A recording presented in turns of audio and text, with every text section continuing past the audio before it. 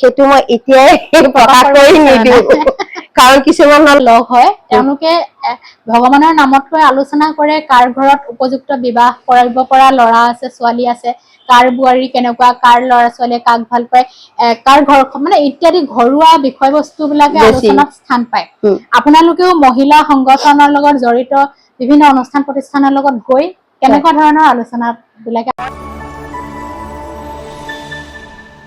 এগৰাকী সাহসী নাৰী আচলতে নাৰীয়ে কৰিব নোৱাৰা কাম কি আছে একো নাই সকলোখিনি কৰিব পাৰে আৰু কৰিছেও তেখেতে যথেষ্টখিনি কৰিছে আৰু তাৰ উপৰিও আটাইতকৈ ডাঙৰ কথা নাভাগৰে মানুহগৰাকীয়ে মুখত অনবৰতে ভুৱন বুলোৱা হাঁহি এটা লৈ জিলিকি থকা নাৰীগৰাকী মোৰ খুবেই প্ৰিয় আৰু বহুদিনৰ বিৰতিৰ মূৰত আহিছো তাৎকাৰ গ্ৰহণ কৰিবলৈ ৰঞ্জনা বা প্ৰথমে আপোনাক স্বাগতম জনাইছো ধন্যবাদ মই তোমাক ধন্যবাদ জনাইছো আৰু লগতে তোমাৰ সুস্বাস্থ্য কামনা কৰিছো নিশ্চয়কৈ আপোনালোকৰ মৰমত ভালদৰে আছো এতিয়া আমি আপোনাৰ বিষয়ে কথা পাতিম আজি আমাৰ সাক্ষাৎকাৰৰ বিষয়বস্তু ৰঞ্জনা পাঠক এগৰাকী কবি লেখিকা সংগঠক শিক্ষয়িত্ৰী সমাজৰ বিভিন্ন অনুষ্ঠান প্ৰতিষ্ঠানৰ লগত ওতঃপ্ৰোতভাৱে জড়িত আপোনাৰ এতিয়া আপুনি এগৰাকী খুবেই ব্যস্ত মহিলা আজি ৰঞ্জনা পাঠক বুলি ক'লে বিশেষকৈ মহানগৰত গুৱাহাটী মহানগৰত বহুতেই জানে বহু সভা সমিতিত আপোনাক দেখা পোৱা যায় কিন্তু আজিৰ সেই ৰঞ্জনা পাঠক গৰাকী হোৱাৰ আগৰ ৰঞ্জনা গৰাকী কেনেকুৱা আছিলে আজি আপুনি সাহসী নৌদত চবতে যাব পাৰে চব কৰিব পাৰে কিন্তু কেনে প্ৰথমে জানো এনেকুৱা আছিলে আজিৰ গৰাকী হোৱাৰ আগৰ সংগ্ৰামৰ কাহিনীখিনি কওকচোন হয় এইটো ক'ব গ'লেতো বহুত দূৰলৈ আগবাঢ়ি মই লিখা মেলা আগতে বহুত সৰুৰ পৰাই কৰিছিলো কিন্তু তেতিয়া মানে কি আছিল মই খুব লাজুক আছিলো মানে লিখাবোৰ লুকুৱাই থওঁ কাকো নেদেখাও লিখো মানে খুব মনৰ ইচ্ছাত যি মনলৈ আহে লিখি থওঁ সৰু সৰু গল্পও লিখিছিলো কবিতাও লিখিছিলো প্ৰথম কবিতাটো হয়তো মই ক্লাছ 8 মানত থাকোঁতে লিখিছিলো ফাৰ্ষ্ট আৰু তেতিয়া কিন্তু মোৰ কোনো গম পোৱা নাছিলে যে মই লিখা মেলাও কৰো মানে অলপ চলপ যে লিখো বা লিখা চেষ্টা কৰিছো কিন্তু মোৰ তাৰ পিছত মই অকমান লাজুক প্ৰকৃতিৰ আছিলো মানে পুতুককে মানুহৰ লগত এডজাষ্ট হ'ব নোৱাৰো মোৰ সেইটো দুখ নে গুণ নাজানো কিন্তু তেতিয়া মানে মই মানুহ এজনৰ লগত কথা পাতিবৰ কাৰণে মই 10 বাৰ ভাবিব লাগে কিবা এটা সুধিব মই কি উত্তৰ দিম কেনেকে কথা পাতিম মই কি বুলি ক'লে বা ভাল পায় মই বা কথাখিনি শুদ্ধকে ক'ব পাৰো নে নোৱাৰো মানে মোৰ নিজৰ ওপৰত যিখিনি মানে কনফিডেন্স থাকিব লাগে তেনেকেই কলেজ পোৱালৈকে মই স্কুলৰ শেষলৈকে মই এনেকুৱাই আছিলো মানে খুব ইন্টাৰভাৰ্ট বুলি যিটো কয় আৰু মই নিজক প্ৰকাশ কৰিব অলপ টান পাওঁ কলেজ পোৱাৰ পিছত মানে পৰিৱেশো সলনি হ'ল মোৰ অকনমান মানে এনেকুৱা হ'ল যে মই মানুহ মোৰ ভাল লগা মোৰ লগৰ যি চাম আছিলে লগৰ চামখিনিও এনেকুৱা পালো খুব সাহসী তেওঁলোকৰ লগত মোৰ খুব ফূৰ্তিও কৰিলো কিন্তু মোৰ কলেজত পঢ়ি থাকোঁতেই মোৰ বিয়া হ'ল তাৰ পিছত বিয়াৰ পিছতো মই বহুত মানে নিজকে লুকুৱাই ৰখা নিচিনাকে আছিলো মই শেষত ওলাই আহিছো 2018 চনত মানে মই তাৰ আগতে ফেচবুকত আহিছিলো ফেচবুকত লিখা মেলাও কৰিছিলো প্ৰথম মানে প্ৰেৰণা পাইছিলো ফেচবুকৰ পৰাই কাৰণ মই যেতিয়া কবিতাবোৰ লিখি মোৰ কবিতাবোৰ যেতিয়া মই ফেচবুকত মানে দিওঁ প্ৰকাশ কৰো তেতিয়া বহুজনৰ পৰা উৎসাহ পাইছো আৰু সেয়াই মোৰ জীৱনৰ এটা টাৰ্ণিং পইণ্ট বুলি ভাবো সেইবাবে মই ফেচবুকক ধন্যবাদ দিছো কাৰণ হাজাৰজনে কয় যে ফেচবুকত লিখা কবিসকল কবি নহয় মই নিজকে কবি বুলি কেতিয়াও নাভাবো কিন্তু মোৰ এটা বস্তু ভাল লাগিছে যে মই মোৰ লিখাখিনি কমচে কম মোৰ পঢ়া মানুহ মানে দৰ্শক মানে যোনে পঢ়ুৱৈকে সমাজ এখন পাইছো অব্যাহত ৰাখিলো লিখি গলো এটা লিখিলো দুটা লিখিলো এনেকে লিখি তাৰপিছত মানে প্ৰেৰণা পালো আৰু প্ৰেৰণা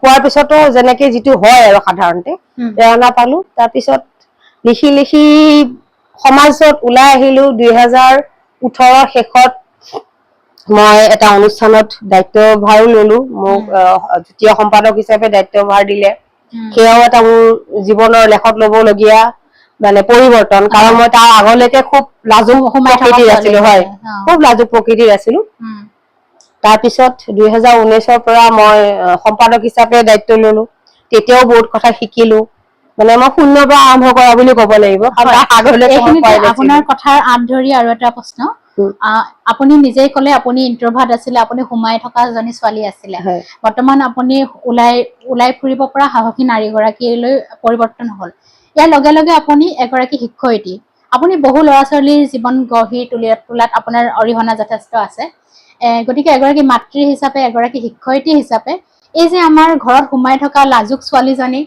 সমাজখনত মূৰ দাঙি থিয় হ'ব পৰাকে থিয় কৰাবৰ কাৰণে প্ৰাথমিক পৰ্যায়ৰ পৰা কেনেকুৱা ধৰণৰ শিক্ষাৰ প্ৰয়োজন বুলি আপুনি অনুভৱ কৰে? প্ৰাথমিক সময়ৰ পৰা আচলতে আমাৰ আজিকালি হৈছে আমাৰ সময়ত ইমানখিনি আমি সুবিধাও পোৱা নাছিলো আজিকালি যথেষ্ট সুবিধা পোৱা গৈছে বা আজিকালি অভিভাৱক সকলো মানে এই ক্ষেত্ৰত অকমান সজাগ হৈছে মানে অকমান নহয় ভালেখিনি সজাগ হৈছে কাৰণ আগতে যেনেকে ধৰক আমাৰ যিবোৰ সুপ্ত প্ৰতিভা থাকে সেইবোৰ ভিতৰতে থাকি যায় মানে সুপ্ত হৈয়ে থাকি যায় আজিকালি মাক দেউতাকসকলে কিন্তু অভিভাৱকসকলে এই আমাৰ সুপ্ত মানে ল'ৰা ছোৱালীৰ সুপ্ত প্ৰতিভাবোৰ বিকাশ কৰাৰ কাৰণে চেষ্টা কৰে উৎসাহ দিয়ে বা কোনোবাই যদি খেলিব ভাল পায় তেওঁলোকক খেলাৰ প্ৰশিক্ষণ দিয়াইছে কোনোবাই যদি মানে গান বা নাচত মানে প্ৰতিভা আছে তেওঁলোকক তাতে সেই হেৰিটো দিছে কিন্তু ইয়াৰ মাজত আৰু ক'ব লাগিব কিছুমান এনেকুৱা অভিভাৱকো মই পাইছো মই যেতিয়া মই স্কুল এখনত মানে কৰ্মৰত আছিলো তেতিয়া এনেকুৱা হয় যে কিছুমান ল'ৰা ছোৱালীৰ পঢ়া শুনাৰ বাহিৰে বেলেগ কোনো হেৰিত ধৰক ইমানখিনি ধৰা হেৰি নাথাকে মানে প্ৰতিভা নাই বা ইচ্ছা নকৰে ভাল নাপায় কিন্তু তেওঁলোকৰ অভিভাৱকসকলে আনক দেখি যে অমুকৰ সন্তানটোৱে দেখোন নাচ গানত আগবাঢ়ি গৈছে মোৰ সন্তানটোকো দিওঁ অথচ নাচ গানৰ প্ৰতি ল'ৰাজনৰ বা ছোৱালীজনীৰ ৰাপেই নাই এনেকুৱাও দেখা পাওঁ মানে জোৰ কৰি চেষ্টা কৰে সেইটো অৱশ্যে হ'ব নালাগে কাৰণ সেইটো হোৱা মানে ল'ৰা বা শিশুটোক শাস্তি দিয়াৰ নিচিনা হয় মানে জোৰকে যায় যাৰ যিটো তেওঁৰ ফালে হয়তো তেওঁৰ এইটো ইচ্ছাই নাই গতিকে সেইটো হ'ব নালাগে আৰু বাকী যাৰ প্ৰতিভা আছে তেওঁলোকক বিকাশ কৰাৰ কাৰণে অভিভাৱকসকলে সজাগ হোৱাটো খুব ভাল কথা আৰু সজাগ হ'ব লাগে বুলি মই ভাবো আপোনাৰ বিষয়ে পাতিবলৈ বহু কথা আছে কিন্তু তাৰ মাজতে আৰু এটা কথা মই এইখিনিতে সুধিবলৈ খুব মন গ'ল আচলতে আপোনাৰ ঘৰলৈ অহাৰ পৰা আপোনাৰ ঘৰখনত সোমোৱাৰ পৰা এটা বেলেগ এটা ধৰণৰ পৰিৱেশ আপুনি ইণ্টেৰিয়ৰ ডিজাইনাৰ নেকি? নাই মই কোনো পধ্যে নহয় কিন্তু ঘৰ সজাই অকমান অলপ ভালকে অকমান বেলেগ এটা দৃষ্টিৰে চাব বিচাৰো এখন ঘৰ মানে আচলতে তেনেকুৱাই লাগিলে মই আপোনাক সুধিলো এনেকে বনাইছিলে নে নাই নিজে এইখিনি কৰিছো এনেকে কথাৰ প্ৰসংগত কেইবাটাও কথা ক'লে মই সেইকাৰণে আচলতে মই ইণ্টেৰিয়ৰ ডিজাইনাৰ মোটেও নহয় আৰু মই সেই বিষয়ে মই প্ৰশিক্ষণো লোৱা নাই বা মই ক'তো শিকাও নাই যি মানে মুঠতে কিন্তু ভাল পাওঁ মানে অকমান ঘৰখন অলপ মানে যাতে সোমাই ভাল লাগে মানে থাকি ভাল লাগে কলা আছে আপোনাৰ ঘৰখনত এটা আৰ্ট আছে আচলতে ধন্যবাদ সেইকাৰণে মই কথাটো ক'লো খুব সুন্দৰকৈ হৈ যাইছে যি কি নহওক ইয়াৰ লগতে আপোনাৰ এতিয়া আপুনি কিতাপ লিখিছে গ্ৰন্থ লিখিছে এই গ্ৰন্থৰ যাত্ৰাটো আপুনি কেনেকুৱা ধৰণৰ বিষয়বস্তু সামৰি লয় মোৰ বিষয়বস্তু বুলি ক'লে মই কোনো মানে এটা ব্যক্তিগত এটা বিষয় লৈ বা এনেকুৱা নহয় মই অনুভৱ যেনেকে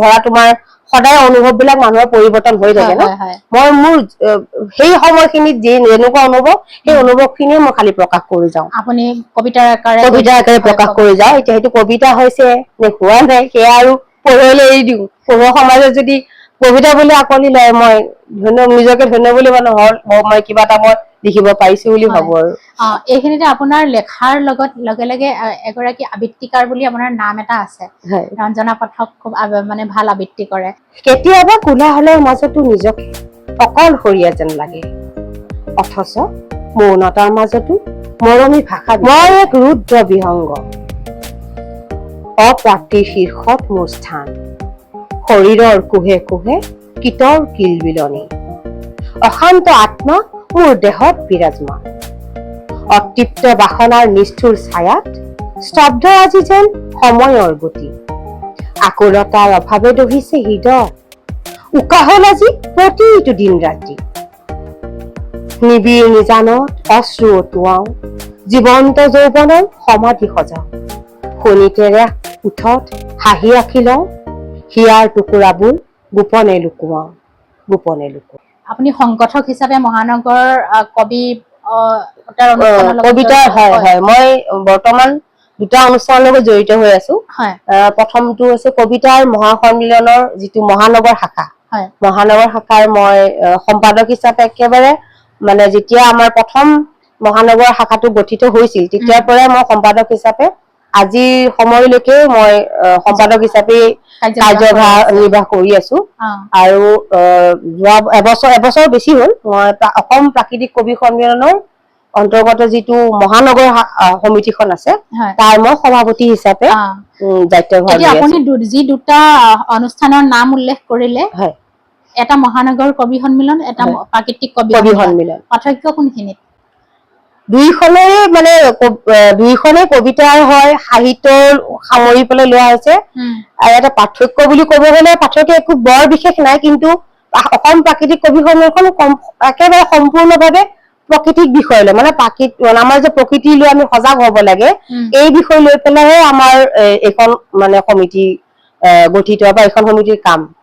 আমাৰ মানে অসম প্ৰাকৃতিক কবি সংঘৰ পৰা প্ৰকৃতি দিৱসো উদযাপন কৰা হয় জুলাই মাহৰ 3 তাৰিখে। সেইটো প্ৰত্যেক বছৰে উদযাপন হয়। প্ৰকৃতি দিৱসটো আপুনি কি ধৰণেৰে উদযাপন কৰে? অকল কবিতা বুলি নহয়, সকলো সামৰি যেনেকে পক্ষীসকলৰ আহাৰৰ পৰা মানে তেওঁলোক মানে পক্ষী বিলাকক কেনেকে আমি সুৰক্ষা দিব লাগে সেই সজাগতা আমাৰ মানুহৰ ওচৰত সজাগতা বৃদ্ধি কৰোৱা, ল'ৰা ছোৱালী প্ৰকৃতিৰ মানে পক্ষীৰ লগত চিনাকি কৰি দিয়া, এই বহুতখিনি সামৰি পেলাই মানে কৰা যায়। হয়, এইখিনিতে কবিতাৰ অনুষ্ঠান বুলি ক'লে সাধাৰণতে যিসকল ব্যক্তিয়ে কবিতা লিখে, ৰচনা কৰে, পাঠ কৰে সেইসকল ব্যক্তিয়ে কবি সন্মিলন বিলাকত আহে। কিন্তু প্ৰাকৃতিক কবি সন্মিলনৰ যিহেতু আপোনালোকে সমাজৰ অন্য এটা বিষয়বস্তু সাঙুৰি লৈছে বা সেই বিষয়বস্তুটোক গুৰুত্ব দিয়ে, প্ৰকৃতি সুৰক্ষা বা চৰাই গছ-গছনি, তাত আপোনালোকে কেনেদৰে মানুহবিলাকক জড়িত কৰে, কেনেদৰে শিক্ষা প্ৰদান কৰে? মানুহবিলাকক মানে আমি যেতিয়া আমাৰ অনুষ্ঠানত যেতিয়া মানুহবোৰ আহে, মানুহবিলাকক আমি ধৰক বহুত বেছি কাকো জোৰ কৰি আনিব নালাগে। সাহিত্য ভাল পোৱা, সংস্কৃতি ভাল পোৱা মানুহবোৰ আহিবই, নিজে আহে। আৰু যিসকলে প্ৰকৃতি প্ৰেমী হয়, প্ৰকৃতি প্ৰেমী বহুত আছে।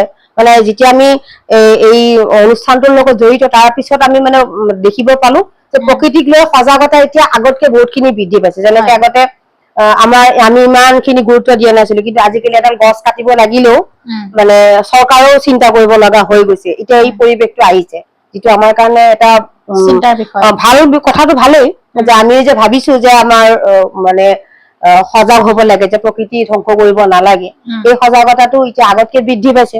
আৰু এয়া আমাৰ প্ৰকৃতি প্ৰেমীসকলৰ কাৰণেও সম্ভৱ হৈছে। আৰু আমি মানে বৰ বিশেষ হেৰি কৰি পেলাই আমি অসম প্ৰকৃতি কবি সন্মিলনৰ কাৰণে আনিব মানুহক দৰকাৰ নাই, মানে মানুহবোৰ নিজে আহে। হয়, আপোনালোকে অনুষ্ঠানত যায় বা কবি সন্মিলনৰ কথাই কোৱা নাই, আপুনি বিভিন্ন অনুষ্ঠানত আপোনাক দেখা পাওঁ সততে। এই আপোনাৰ দৰে ঘৰখনৰ ব্যস্ততা, পাকঘৰৰ পৰা ওলাই যাব মানে যিসকল মহিলা সোমাই আছে বা যিসকলে ওলাই গৈছে, তেওঁলোকক ওলাই যোৱা সকলক লৈও মানুহে এটা মন্তব্য প্ৰকাশ কৰে যে খুব বেছি বাহিৰত ঘূৰি ফুৰে এনেকুৱা এটা ধৰণৰ। আৰু যিসকল সোমাই থাকে আজিকালি তেওঁলোককো এটা মন্তব্য কৰে। মানে গৃহিণী বুলি কোৱাৰ লগে লগে মানুহে বহুতে ভাবে গৃহিণীসকলৰ একো কাম নাই, বহুতে ভাবে। কিন্তু এগৰাকী গৃহিণী যে মানে বেতন নোপোৱা কৰ্মচাৰী, তাকো সপ্তাহটোৰ 7 দিনেই তেওঁলোকে কাম কৰিব লাগে, অথচ তেওঁলোকৰ কামৰ কোনো মূল্য নাথাকে। মানে তেওঁলোকে বাহিৰা মানে ভাবে ঘৰত থাকে, মানে এই হেৰিহে মানে হাউচ ৱাইফ। আচলতে এগৰাকী গৃহিণীৰ দায়িত্ব মানে 1000জন বাহিৰত কাম কৰা মানুহতকে বহুত বেছি বুলি মই ভাবো। দায়িত্ব আৰু কাম, আৰু কাৰণ তেওঁলোকৰ সপ্তাহটোৰ 7 দিনেই সমানেই তেওঁলোকে মানে কষ্ট কৰিব লাগে, সমানেই কাম কৰিব লাগে। তেওঁলোকৰ কোনো ঢেৰ কিবা কিবি থাকে, সেইবোৰ তেওঁলোকে কেতিয়াও নাপায়, সেই বন্ধবোৰ তেওঁলোকৰ জীৱনলৈ নায়েই। গতিকে গৃহিণী আৰু বাহিৰলৈ ওলাই যোৱা সকলৰ মাজত মই বৰ বিশেষ মানে পাৰ্থক্য বুলি মই নাভাবো। কাৰণ কাম চবেই কৰে, ঘৰত থকা গৰাকীও কৰে, বাহিৰত ওলাই গৈ কৰা গৰাকীও কৰে। এতিয়া আপুনি এখন চিনাকি মুখ, গতিকে আপোনাৰ দায়িত্ব যথেষ্ট বাঢ়িলে। পৰিকল্পনা কেনেধৰণৰ ভৱিষ্যতৰ কামৰ ক্ষেত্ৰত আপোনাৰ সামাজিক জীৱনৰ সামাজিক জীৱনৰ কাম পৰিকল্পনাটো ঢেৰ। মই মানে এনেকুৱা নহয় যে মই লিখি ল'ম যে এইখিনি কাম মই কৰিব আছে। মোৰ কাম এতিয়াও বহুত আছে, বহুত বাকী। মই মানে খোজ পেলাইছোহে। মই যদি ক'ব মানে যদি সোধে মোক কোনোবাই যে আপুনি কিমান কৰিলে, মই একো কৰা নাই। মই বৰ্তমান খোজ পেলাইছোহে। মই আৰু আগলৈ যাবলৈ মোৰ বহুত বাকী আছে। লগতে মই যাতে আৰু 10জনক মোৰ লগত আগুৱাই নিব পাৰো সেইটোও মই বিচাৰো। আৰু চবতকে ডাঙৰ কথা মই বিচাৰো আমাৰ নতুন প্ৰজন্ম যিবিলাক আছে তেওঁলোকেও ওলাই আহক, তেওঁলোকেও আমাৰ সাহিত্য মানে যে আমাৰ অসমীয়া সাহিত্য আঁকোৱালি লওক। যেনেকে এতিয়া পশ্চিমা ফালে মানুহ ল'ৰা ছোৱালী বিলাকে বেছি ঢাল খাইছে, গতিকে মই বিচাৰো যে পশ্চিমীয়া সংস্কৃতিও আঁকোৱালি লওক, বেয়া কথা নহয়। সংস্কৃতিটো সংস্কৃতিয়ে হয়, কিন্তু তাৰ লগতে আমাৰ অসমীয়া সংস্কৃতিও বা আমাৰ অসমীয়া সাহিত্যও আমাৰ নতুন প্ৰজন্ম বিলাকে আঁকোৱালি লওক, শিকক, ভাষাৰ প্ৰতি জ্ঞান এটা আহক যে আমাৰ মাতৃভাষাটো কি, মাতৃভাষাটোৰ উচিত উচ্চাৰণ কেনেকুৱা, মাতৃভাষাটোৰ কি কি আৰু জানিব লগা কথা আছে, যিখিনি থাকে সেইখিনি তেওঁলোকে যাতে শুদ্ধভাৱে নিজৰ মাতৃভাষাটো ক'ব বা লিখিব শিকে। সেইটো মই বিচাৰো যে আমাৰ উচ্চাকাংক্ষী মহিলাৰ সপোন জীৱন কৰ্তব্যৰ বিষয়ে বৰ্তমান সময়ত দেখা গৈছে। আমাৰ আগতে যদিও বহু মহিলাৰ সপোন আছিলে, সেই সপোন ঘৰৰ চাৰিবেৰৰ মাজত সীমাবদ্ধ হৈ শেষ হৈ গৈছিলে। কিন্তু আজিৰ ছোৱালীয়ে তেনেদৰে সোমাই নাথাকে বা সোমাই থাকিব নিবিচাৰে, ওলাই আহে। কিন্তু এইখিনিতে এটা কথা, ওলাই আহিব যাওঁতে তেওঁলোকে এটা বহুতে বিশৃংখল জীৱন এটাকো আঁকোৱালি লয় আৰু বিপথে পৰিচালিত হয়, আৰু বহুতে এই ক্ষেত্ৰত নিজৰ জীৱনো বিসৰ্জন দিব লগা ধৰণৰ পৰিস্থিতিয়ে বাতৰি শিৰোনাম দখল কৰি থাকে। এইখিনিত আপুনি মাতৃ হিচাপে বা এগৰাকী সমাজ সচেতন ব্যক্তি হিচাপে, এগৰাকী শিক্ষয়িত্ৰী হিচাপে এই যুৱচামৰ উচ্চাকাংক্ষী মনোভাৱ, উশৃংখল জীৱন যাত্ৰা বা তেওঁলোকৰ গতিপথ, এই সম্পৰ্কত কেনেধৰণে বিশ্লেষণ কৰিব কথা? মই উচ্চাকাংক্ষাটো মই মানে খুব ভাল বুলিয়ে কওঁ যে উচ্চাকাংক্ষা থাকিব লাগে, কাৰণ উচ্চাকাংক্ষা নাথাকিলে মানুহ কেতিয়াও আগবাঢ়িব নোৱাৰে। কিন্তু উচ্চাকাংক্ষা থাকিল বুলি যে বিশৃংখল জীৱন এটা আঁকোৱালি লব, সেইটো কেতিয়াও হ'ব নোৱাৰে। নিজকে সমাজৰ লগত মিলাই মানে সমাজখনৰ যিখিনি নীতি নিয়ম আছে গোটেইখিনি মানিও আমি আগবাঢ়িব পাৰো, আমাৰ উচ্চাকাংক্ষা পূৰণ কৰিব পাৰো। গতিকে মই বিচাৰো যে বিশৃংখল নহৈ নিজকে সচেতন হিচাপত ৰাখি যাতে তেওঁৰ পৰা বেলেগৰো অনিষ্ট নহওক, নিজৰো অনিষ্ট নহওক, সেনেকৈ ৰাখি পেলাই যদি তেওঁ আগবাঢ়ে তেতিয়াহ'লে আপুনি ইতিমধ্যে কেইবাখনো গ্ৰন্থ লিখিছে জানিব পাৰিছো। গ্ৰন্থৰ বজাৰখন দেখিছে, গ্ৰন্থমেলাত আপুনি এখন চিনাকি মুখ হয়। কিতাপৰ লগত জড়িত ব্যক্তি হিচাপে কিতাপ লিখি পেটৰ ভাত মোকলাবলৈ আহা বা কিতাপৰ ক্ষেত্ৰখনত জড়িত হোৱা এই মানে যুৱ চামক আপুনি কি ক'ব? যুৱ চামক কোৱাৰ আগতে মই নিজৰ এটা মানে ব্যক্তিগত বুলি কৈছো এইটো কাৰণে যে মোৰ মতৰ লগত হয়তো সকলোৰে মত নিমিলিব পাৰে। মই কিতাপ লিখাটো ব্যৱসায় হিচাপত মই কোনোদিনে লোৱাও নাই, বা মই নিবিচাৰো যে কিতাপ লিখাটো মানুহে ব্যৱসায় হিচাপত লওক। নিজৰ যদি কিবা ভাল অনুভৱ আছে বা ভাল কিবা নিজৰ জ্ঞান আছে, যে জ্ঞানখিনি আমি বিলাই দিব খুজিছো, বিলাই দিয়াটো একো আপত্তিকৰ কথা নহয়, বিলাই দিব লাগে। কিন্তু সেইটোক ব্যৱসায় হিচাপে লোৱাটো মই নাভাবো যে এইটো মানে কিতাপখন লিখি মই বিকিবলৈহে মই কিতাপ এখন লিখিব লাগে, সেইটো মই কেতিয়াও নাভাবো। বা মই সেই হিচাপে কিতাপ এতিয়ালৈকে যি উলিয়াইছো মই কোনোদিনে ব্যৱসায়ৰ ক্ষেত্ৰত যোৱাই নাই। হয়, ব্যৱসায়ৰ ক্ষেত্ৰত যোৱা নাই, কিন্তু আপুনি কিতাপৰ মানদণ্ড বা লেখকৰ মানদণ্ডৰ বিষয়ত কিবা মন্তব্য কৰিব বিচাৰিব নেকি? লেখকৰ মানদণ্ডটো নিশ্চয় ভাল হবই লাগিব। কিতাপ এখন লিখা ইমানেই সহজ নহয় যে এখন কিতাপ মন গ'লে লিখি দিব, তেতিয়াতো চবেই লিখিলেহেঁতেন নহয় জানো।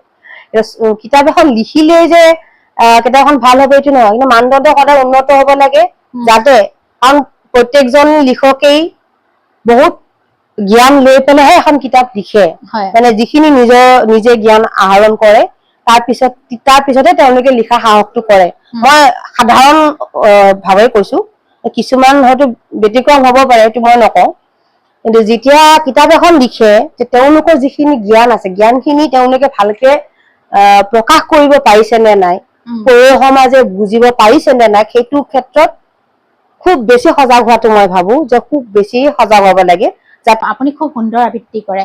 আবৃত্তিৰ আঁৰৰ বিষয়বস্তু কি হয়, যে কোনটো বিষয়ত আপুনি গুৰুত্ব প্ৰদান কৰে আবৃত্তি কৰিব যাওঁতে? মই ভাল কৰো বুলি কোৱাৰ কাৰণে তোমাক ধন্যবাদ জনাইছো। মই বাৰু ভাবা নাই মোৰ ইমানো ভাল হয়। কিন্তু মানে আবৃত্তি বুলি ক'ব গ'লে আবৃত্তিত কিন্তু বহুতখিনি কথা সোমাই থাকে। ময়ো ক'তো মানে প্ৰশিক্ষণ লোৱা নাই আবৃত্তি কৰাৰ কাৰণে, কিন্তু এটা বস্তু মই মানে মোৰ বৰ্তমান সময়ত মানে মই আবৃত্তি কৰি কৰি বহুত বস্তু শিকিলো। যে এটা বস্তু গম পালো যে আবৃত্তিটো সদায় কবিতাৰ অনুভৱটো একেবাৰে ভালকে বুজি পাব লাগিব। নিজৰ হলেতো বৰ বেছি অসুবিধা নহয়, কাৰণ নিজৰ অনুভৱটো নিজে বেছি ভালকে ফুটাই কব পৰা যায়।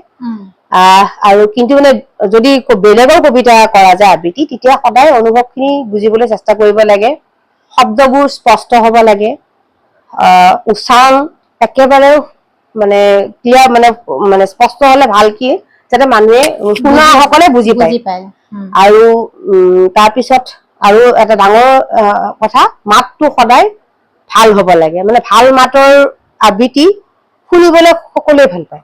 যেনেকে গান শুনিলে যেনেকে ধৰক মাতৃ ধৰা তোমাৰ মাতটোৱে মেইন হয় নহয় জানো, যে মাতটো যদি ভাল নহয় গানটো শুনিবলৈ মন নাযায়।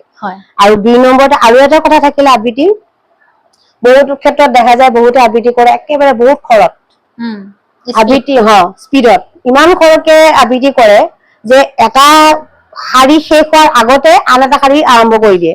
যাতে এটা শাৰী মানুহে বুজি পাবলৈ অলপ সময় দিব লাগিব, যিহেতুকে শ্ৰোতাই কাণেৰে শুনিব, মগজুলৈ যাব, তাৰপিছতহে বুজিব, তাৰপিছত পিছৰ লাইনটো শাৰীটোলৈ যাব লাগে। কিছুমানে এনেকুৱা কৰে যে এটা লাইন শেষ নহওঁতে দ্বিতীয় লাইনটো আৰম্ভ কৰি দিয়ে। দিয়াৰ লগে লগে মানে এই যে যোগসূত্ৰ যিটো থাকে কবিতাটো, সেইখিনি হেৰাই যায়। এইবিলাকত মই অভিজ্ঞতা মোৰ এইখিনি অভিজ্ঞতা হৈছে আৰু মই মোৰ অভিজ্ঞতাখিনিহে কৈছো, মই ক'তো প্ৰশিক্ষণ লোৱা নাই। সৰুৰ পৰা শুনি আহিছিলো যে এই নামঘৰত গোপিনীসকল যেতিয়া লগ হয়, তেওঁলোকে ভগৱানৰ নামতকৈ আলোচনা কৰে কাৰ ঘৰত উপযুক্ত বিবাহ কৰিব পৰা ল'ৰা আছে, ছোৱালী আছে, কাৰ বোৱাৰী কেনেকুৱা, কাৰ ল'ৰা ছোৱালীয়ে কাক ভাল পায়, কাৰ ঘৰখন, মানে ইত্যাদি ঘৰুৱা বিষয়বস্তু বিলাকে আলোচনাত স্থান পায়। আপোনালোকেও মহিলা সংগঠনৰ লগত জড়িত বিভিন্ন অনুষ্ঠান প্ৰতিষ্ঠানৰ লগত গৈ কেনেকুৱা ধৰণৰ আলোচনা বিলাকে আগস্থান পায়? এই ক্ষেত্ৰত আমাৰ সাহিত্য সমাজত এইখিনি একেবাৰে ব্যতিক্ৰম। মানে আমাৰ সাহিত্য সমাজত যিসকল মহিলা আছো, মই জানাত আৰু আমাৰ এনেকুৱা টাইপৰ এনেকুৱা মানে এইবিলাকৰ সূক্ষ্ম কথা, কাৰ ঘৰত কি হৈছে, কোনে ক'ত গ'ল, কোনে কি খালে, কাৰ ঘৰত কোন আহিল, কিয় মানে আধুনিক মহিলাসকলে এই মানে পোচাকযোৰক লৈ নিজৰ মানে লিপষ্টিকৰ ৰঙক লৈ আলোচনা নকৰে নেকি? সেইটো কৰে, সেইটোতো ব্যক্তিগত কথা, তাতেতো তোমাৰ কাৰো অনিষ্ট নহয় নহয়। এতিয়া আমাৰ যেতিয়াকে এতিয়া মোৰ কাপোৰ সাজ ভাল লাগিছে বা তোমাৰ কাপোৰ সাজ ভাল লাগিছে, তোমাৰ লিপষ্টিকৰ ৰংটো বৰ ধুনীয়া, সেইটো বেলেগ, সেইটো কমপ্লিট তোমাৰ সৌন্দৰ্য প্ৰিয় মানুহে এইটো কৰিবই। কিন্তু আলোচনাৰ বিষয়টো আমাৰ সেনেকুৱা হৈ থাকে, আমাৰ আলোচনাৰ বিষয়টো কাৰো ঘৰুৱা জীৱনলৈ নাযায়। মানে ঘৰুৱা ঘৰত কোনে কি কৰিলে, কোনে কি খালে, সিমান খিনিলৈকে আমি নাযাওঁৱেই। ইমান খিনিলৈকে আমাৰ কোনোদিন মানে পোচাক আমাৰ সেইখিনিতে সীমাবদ্ধ। আৰু ২ নম্বৰত আমি যদি সাহিত্যৰ ক্ষেত্ৰত যাওঁ, গতিকে আমি সমাজখনত আমি কি আৰু নতুন কাম কৰিব পাৰো, কোনটো কাম কৰিলে আৰু দুজনৰ ভাল হব বা 10জন আকৌ ওলাই আহিব, সেইটো বিচাৰি আমাৰ সেইবিলাকে আলোচনা হয়। এইখিনি ক্ষেত্ৰতে মহিলাসকলৰ ক্ষেত্ৰত বিশেষকে এটা কথা সাধাৰণতে শুনা যায় যে মহিলাৰ ইচ্ছাপৰায়ণ স্বভাৱ এটা, প্ৰৱণতাৰ এটা কথা, এই জ্বলনটো বা প্ৰতিযোগিতাটো সাহিত্যৰ ক্ষেত্ৰত আগুৱাই যোৱা, পিছ পৰি থকা ইত্যাদি বিভিন্ন বিষয়ত, সেইটো কেনেধৰণৰ, সেই বিষয়বস্তুটোক লৈ মানে কেনেকুৱা ধৰণৰ চৰ্চা হয় আপোনাৰ অনুভৱেৰে? হয়, এইটোতো মানুহৰ সহজাত প্ৰবৃত্তি, ঈৰ্ষাপৰায়ণতা, সেইটো থাকেই। কিছুমানৰ হয়তো কম থাকে, কিছুমানৰ একেবাৰে বহুত বেছি থাকে। কিন্তু ময়ো পাইছো, মই ব্যক্তিগত জীৱনত মই বহুত পাইছো, মানে মোৰ লগত মানে ঈৰ্ষাপৰায়ণতা হোৱা। মই খুব কম দিনৰ আগতে মোৰ আৰু এটা অভিজ্ঞতা হৈ গ'ল যে তেওঁলোকে ফেচবুকত সমাজক দেখুৱাই মোক মানে সমালোচনা নকৰাতকে মোক যদি ব্যক্তিগত ভাৱে ফোন কৰি হলেও যদি মোক কথাখিনি সুধিলেহেঁতেন কিয় হ'ল, কাৰণ সেই সময়খিনি তেওঁলোকৰ লগত মোৰ মানে একেবাৰে সংযোগ নাছিলে, যিটো কাৰণত মই তেওঁলোকক সেই সুবিধাটো দিব পৰা নাই। ভাল বেয়াৰ সমষ্টিয়ে যিহেতু মানুহৰ জীৱনত এইবিলাক আহিবই, তাৰ মাজতে আমি সমাজখনক আগুৱাই নিব লাগিব। দায়বদ্ধতাও আপোনাৰ বহুতখিনি এতিয়া, কাৰণ কেইবাটাও বিষয়তে আপুনি জড়িত হৈ আছে যিহেতু। আপোনাৰ সপোন বিলাকে পূৰ্ণতা পাওক। কিবা ক'ব বিচাৰিব নেকি দৰ্শকক? দৰ্শকক ক'ব বিচাৰিম যে সাহিত্য সকলোৱে অসমীয়া আমাৰ যিটো অসমীয়া সাহিত্য অকল নকওঁ যে অকল অসমীয়া সাহিত্যই আঁকোৱালি লওক আমাৰ অসমীয়াৰ লগত সাহিত্যটো সদায় সকলোৱে আমাৰ মাতৃভাষা যিহেতুকে প্ৰিয় গতিকে আমি আন আন ভাষাবোৰো আমি আঁকোৱালি ল'ব লাগে এইটো মানে ভাল কথা কিন্তু আমাৰ অসমীয়া সাহিত্যত সহযোগিতা মানে যিমানখিনি পাৰে বা ল'ৰা ছোৱালীক শিকোৱা ক্ষেত্ৰত মই বিচাৰো যে আমাৰ উঠি অহা প্ৰজন্মই যাতে ঘৰখনৰ পৰাই আমাৰ অসমীয়া ভাষাটো ভালকে শুদ্ধভাৱে শিকে হয়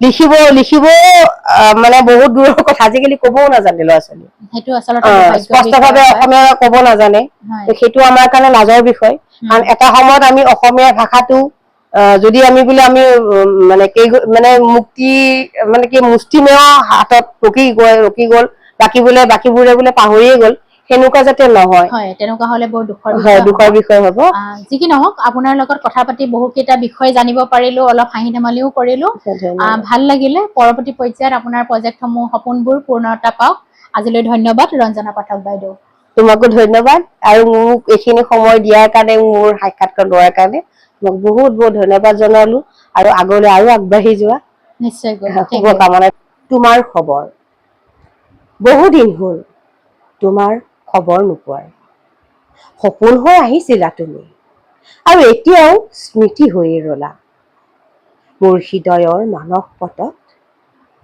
সঁচাকৈ হেৰালেনে বাৰু কংক্ৰিটৰ পৃথিৱীত বুকুত মোৰ উচুপনি তোমাক দেখাৰ অনুকম্পা হঠাতে নোহোৱা হলা তুমি অবুজ প্ৰশ্ন হৈ স্মৃতিৰ মণিকোঠাত ৰলা মাথো বন্দী হৈ তোমাৰ খবৰ আজিও নাপালো তোমাৰ খবৰ